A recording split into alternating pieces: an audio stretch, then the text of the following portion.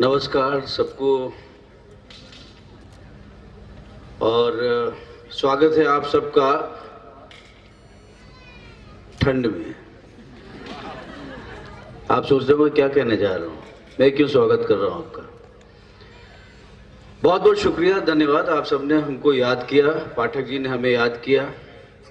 ऐसे कोई बहुत महान आदमी नहीं हूँ मैं, हाँ थोड़ा सच्चा जरूर हूँ। और आज जब से मैं यहाँ आया हूँ तो सारे कार्यक्रम, सारे आपके जो हमने देखे, उसमें एक चीज नजर आई, वो है सच्चाई, ईमानदारी, कन्विक्शन जो बहुत जरूरी है, और सच्ची कोशिश जो बहुत जरूरी है।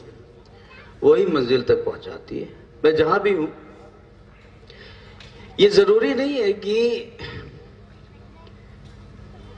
आप कहीं पहुंच जाएं, मतलब आपकी शोहरत बहुत हो, लेकिन वो शोहरत तक जाने की जो सच्ची मेहनत, ईमानदारी से की गई मेहनत है, वो बहुत बड़ी है।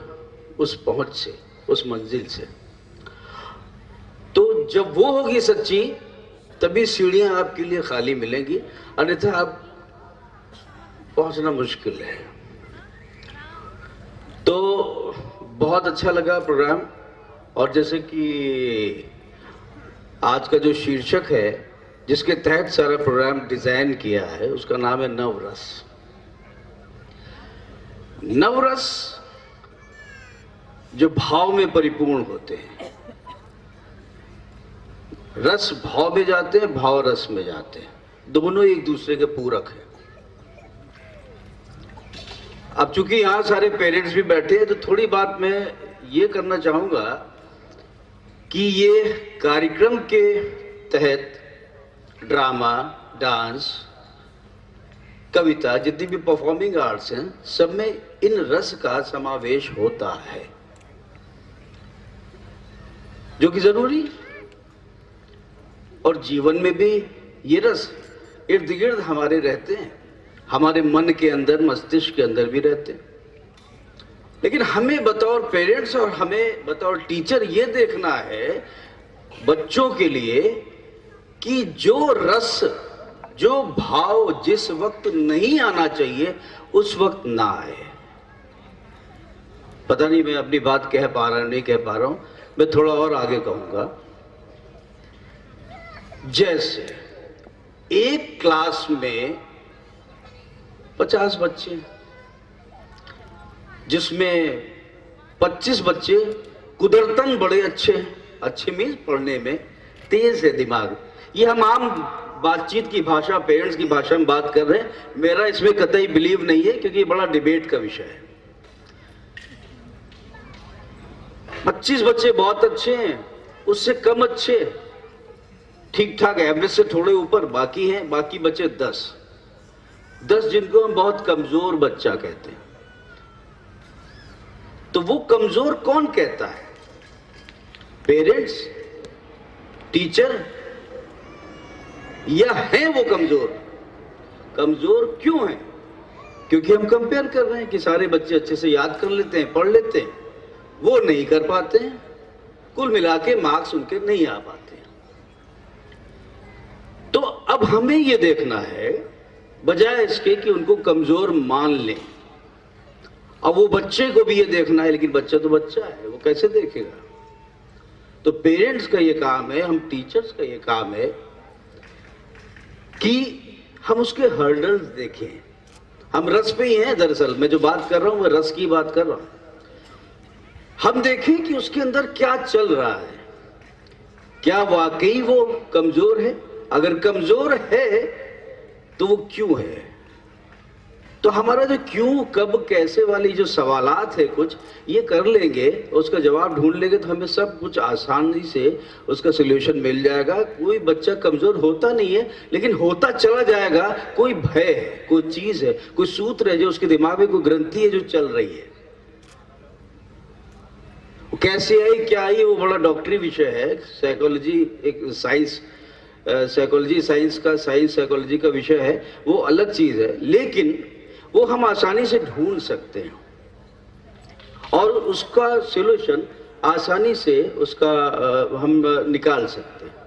जिसके लिए अभी पाठक जी ने बहुत अच्छी बात कही, स्पोर्ट्स, ये जिसको आप अदर एक्टिविटीज कहते हैं पढ़ाई के अलावा, दरअसल ये अदर मैं कहना नहीं चाहूँगा, इसको मैं बहुत ज़रूरी एसेंशियल कहूँगा। ये जीवन में सबके लिए बहुत ज़रूरी है। जिसको आप आज जो आप लोग इकट्ठा हुए हैं, ये बहुत ज़रूरी है। हर बच्चे की पर्सनालिटी को डेवलप करने के लिए उसको कहीं किसी भी फील्ड में उसको जाना हो, कोई जरूरी थोड़ी ना कि कोई बच्चे को कुछ उसका टारगेट भी इंजीनियर ही बनेगा तभी वो इंसान सही कहलाएगा, ये तो कोई जरूरी नहीं है। सबसे पहले तो उसकी समझ, बूझ, सुनने की, समझने की, ये शक्तियां सही होनी चाहिए, है ना। रिसीविंग ये अच्छा होना चाहिए, और वो जो डेवलप होता है स्पोर्ट्स से होता है, वो नाटक से होता है। नाटक जिसको आप लोग बहुत सस्ते में समझ लेते हैं कभी कभी, वो ऐसा है नहीं। हमारे नाट्य शास्त्र लिखा गया, जिसका जिक्र बच्चे भी कर रहे थे, मुझे सुन के बड़ा अच्छा लग रहा था उनके मुंह से। नाट्य शास्त्र में कहा गया, भरत मुनि ने नाट्य शास्त्र लिखा था, शंकर भगवान ने लिखवाया था, ऐसा कहा जाता है। तो उस नाट्य शास्त्र का एक आधा अधूरा श्लोक है कि सर्व ज्ञानम संपन्नम सर्व शिल्प प्रदर्शकम, मतलब जितनी भी कलाएं, शिल्प कलाएं, कारपेंट्री, साइंस, ये वो सब कुछ जहां इकट्ठा होते हैं, उस केंद्र बिंदु का नाम है थिएटर, नाट्य, नाटक। तो कहना ये चाहता हूं कि कोई भी पेरेंट्स जिसका बच्चा अगर ठीक से नहीं पढ़ रहा है, उसका मन नहीं लग रहा है, या वो मन भी लग रहा है, पढ़ने में भी अच्छा है, और उसको दूसरी एक्टिविटी करने से रोके ना, क्योंकि ये सूत्र है, एक दूसरे के पूरक हैं। Personality, conviction. आपका बच्चा बहुत तेज है, मार्क्स बड़े अच्छे लाता है, कल को वो इंटरव्यू देने जाता है, वो क्यों घबरा जाता है? कहीं ना कहीं आपकी है, हमारी है। तो उसको ध्यान रखें, कभी टोका टकी ना करें। उस पर मेरा बिलीव है कि बच्चा थोड़ा बड़ा होता ही, नो ये क्या कर रहे हो, नो ये क्या कर रहे हो, वहां मत जाओ, नो ऐसे मत बैठो, नो ऐसे मत करो, ये होता है ना, ये बंद कर दीजिए, ये रिक्वेस्ट है। जो बच्चे कुदरतन बड़े अच्छे हैं वो तो अच्छे निकल जाएंगे, जो थोड़े कमजोर हैं, समय से जो जल्दी डर जाते हैं, जिसको ईश्वर ने ऐसा बनाया है, उसको और कमजोर मत करिए, टोका टाकी मत करिए। हाँ, नजर रखिए, अनुशासन बहुत जरूरी है, डिसिप्लिन बहुत जरूरी है, नजर रखिए, लेकिन अपनी भी एक लिमिट बनाइए टोका टाकी की, और उसको कैसे टोके कि उसको अच्छा लगे। तो सबसे पहले मैं ये कहना चाहूंगा कि एक वर्कशॉप पेरेंट्स के लिए करवाइए और ज्यादा कुछ नहीं बोलूंगा, क्योंकि पता नहीं कब कहाँ किस टॉपिक में मैं भटक जाऊं और आधा घंटा हो जाए, मुझे खुद ना पता लगे। तो बेहतर ये है कि मैं सबसे पहले धन्यवाद करना चाहूंगा एक अच्छी जगह मुझे बुलाने के लिए, एक बहुत अच्छे संस्थान, बहुत अच्छी सोच वाले लोग, जिसमें प्रवीण जी, मयंक जी और पाठक जी। मुझे नहीं पता था मैं कहाँ जा रहा हूँ, थोड़ा पता था, लेकिन यहाँ की मुझे जो विजन पता लगा और जो उनकी धारणा, उनकी भावना जो पता लगी, उससे मैं बहुत प्रसन्न हूँ, दिल से खुश हूँ। प्रिंसिपल आप महोदया बहुत ही, आप गजब बोलती हैं, कन्विक्शन है आप में, और आप सबको बहुत बहुत मुबारक, बहुत बहुत धन्यवाद। बच्चों, आपको ने बहुत अच्छा परफॉर्म किया और मुझे खूब हंसाया, मैं तो बैठे बैठे खूब हंस रहा था, बहुत मजा लिया। Thank you so much. और आपके लिए मैं माइक पे तालियां बजाता हूँ, मतलब अकेला मैं एक बार करूंगा तो ये ताली, दो तालियां, ये सिंगुलर बहुवचन। ठीक है, थैंक यू सो मच।